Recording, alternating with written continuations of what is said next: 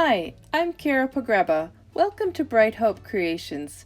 Today I'm using SugarPea Designs stamps and dies to make a warm autumn wool background. So we're going to use stamps from Gnome for Christmas and Sweet as Pie, this pumpkin, and Fall Fox. We'll use this pumpkin and the sentiment. And we'll use the Buffalo Check background stamp. We'll also use the zigzag stitched rectangles and the curve from the card front element builder. So to start, I'm going to stamp out my images in Memento Tuxedo black ink because I will Copic color them today. And I'm going to mask off the top of that sled because it's going to have some pumpkins sitting on it. So I've got to figure out where that pumpkin goes, stamp that down, and then I'll mask this one as well so that the larger pumpkin can be stamped to look like it's behind the smaller pumpkin. Get that all set, and also I'm going to mask the little hand of the gnome so that he's carrying his lantern.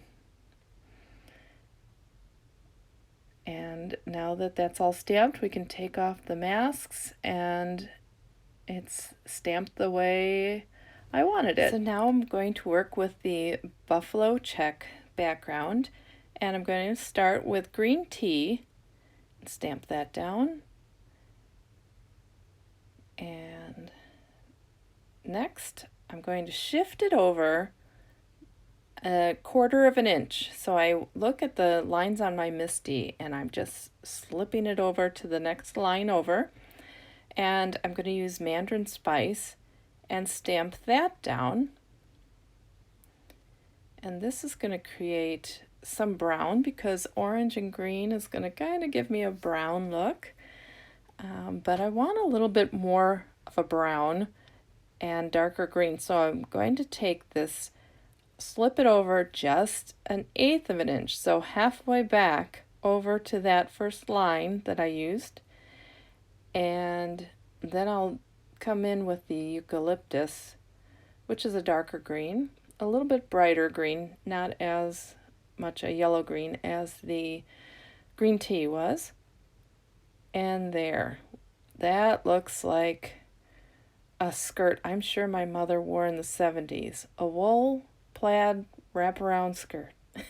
Anyway, now I turned it one full turn and I came back with green tea and I'm stamping that on the horizontal there. So my plaid is all set. It kind of looks like wool, scratchy wool to me. I'll use that to guide my coloring. So I did a full coat of YR04 and now I'm coming in with shading with a YR07. And I'm not going to show all the coloring today, like on the sled and just a few of the areas that aren't very interesting, but I will show you the pumpkins and parts of the gnome.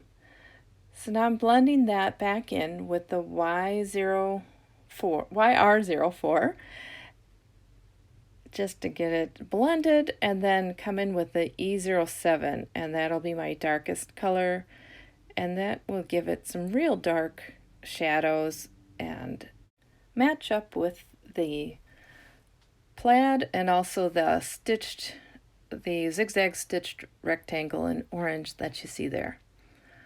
All right, blending that in then to kind of give it that smoother look and to build up the darkness of the color of these pumpkins. And then I'll blend it further in with the YR04.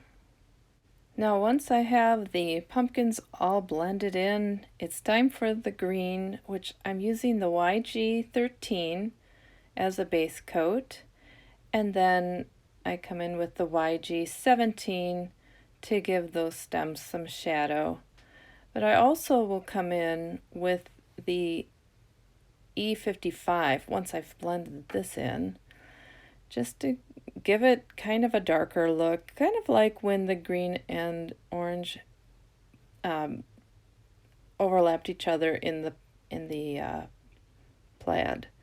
So now I'm going to start on my gnome, and I first figure out where I wanted these shadows with a lighter warm gray, and now I'm coming in with the W1 to put in just the lines just over where I had decided I wanted them. And then I can take the lightest warm gray, the W00, and blend those out into the rest of his beard and mustache. And just making sure I've got that blended well enough.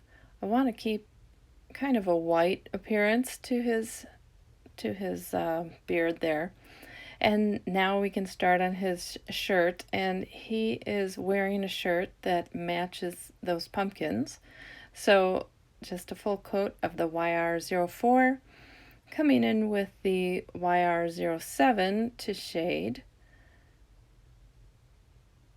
And then I'm going to come in with the E07 to give him some darker shadows around his beard. And then just blend that all out. So this is the way he's going to camouflage himself in the pumpkin patch. If a human should come by, he can just duck down and pretend to be a pumpkin. So he has his orange shirt, and then he'll have a green hat on. So now, just to get his nose and his hands, I use an E00, and then I'm going to put in a shadow there with the E21, and then blend that out with the E00. There we go.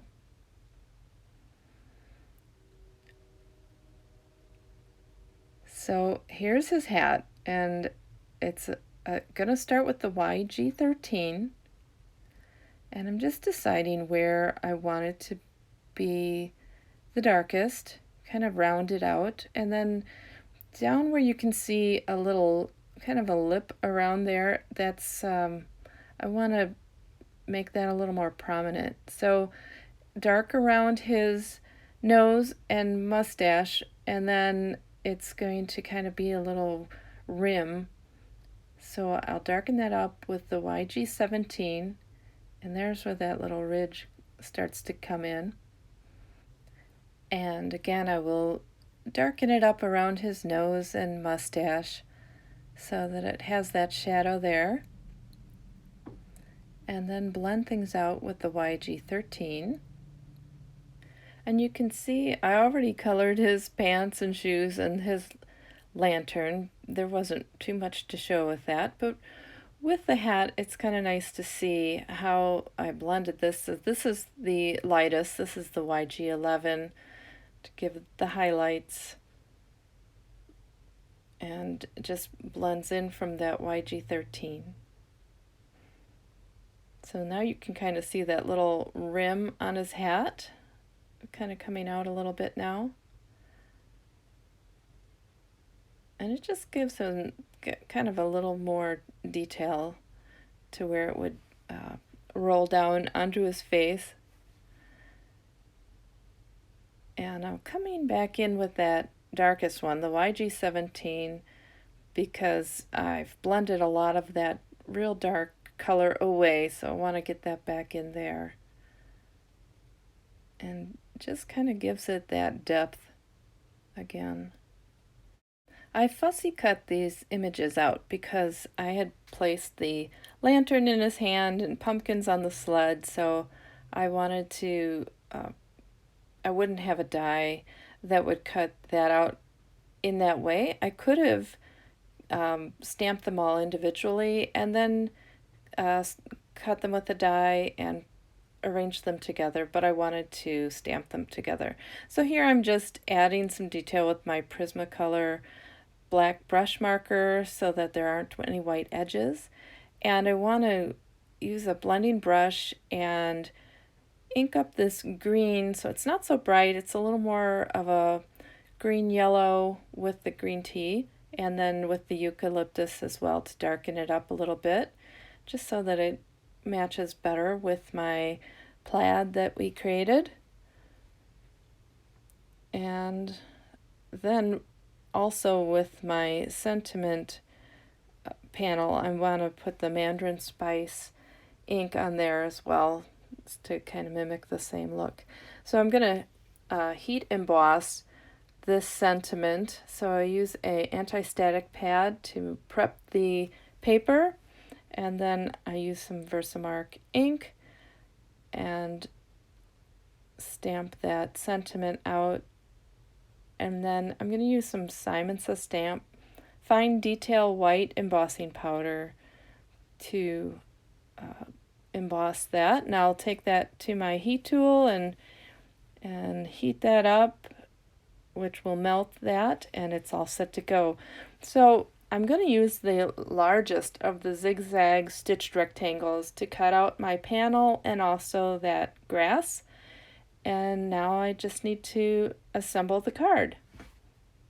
So I adhere the grass, and then deciding where I want the gnome and his sled so I can decide what color to put inside the lantern. I wasn't sure if it was on the grass or the plaid, so I waited. But this is the YG11 just to give it a look like you can kind of see the grass behind it. But then I'll use a white Signo pen to give a little detail to make it look like it's shining like a piece of glass. And then I'm going to take a piece of floss, and that'll be his rope that goes from his hand with a glue dot. So I'm using a mini glue dot behind his hand, and that rope will go to the sled, and it's going to go to the wooden part, the upper part, as though it was attached there and that he's pulling his little sled. And he's a gnome. He can do what he wants. He can pull a sled on grass. You know, they're kind of magical that way. All right, so now I'm going to put down some adhesive and put those down. Now I did get a little tear on my lantern, but that's okay because once I adhere it down, no one will know. It's you can't really see where it broke apart. But that's what happens when you cut very thin things. And I'm going to put the whole panel on a 5.5 by 4.25 inch note card, and it's a top folding card, and then put on my sentiment panel. Well, I hope you enjoyed the card today and seen just one way of the many ways to use the Buffalo Check background stamp. If you like this video, please click the like button and subscribe to our channel if you haven't already. Thanks for watching. Bye!